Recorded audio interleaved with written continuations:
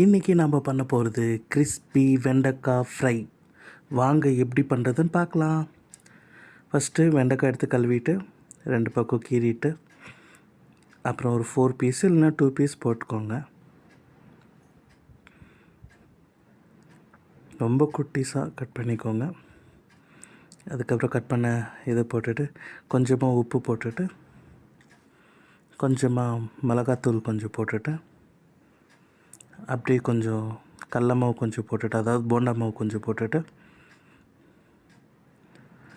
தண்ணி லைட்டாக தெளிச்சிட்டு அப்படியே பிசைஞ்சு வச்சுக்கோங்க. ஒரு 5 to 10 மினிட்ஸ் இருந்தால் போதும், ரொம்ப நேரம் வேணாம். நல்லா பிசைஞ்சிட்டு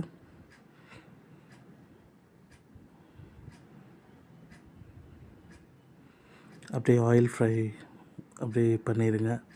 கொஞ்சம் கொஞ்சமாக போட்டுட்டு தேவைப்பட்டால் கொஞ்சம் ரைஸ் ஃப்ளாரும் இல்லைன்னா சோள மாவு கூட ஆட் பண்ணிக்கோங்க. பாருங்கள், நம்ம கிறிஸ்பி வெண்டைக்காய் ஃப்ரை ரெடி. பாருங்கள் எவ்வளோ கிறிஸ்பியாக இருக்குது, சாப்பிட்டா எவ்வளோ டேஸ்ட்டாக இருக்கும்.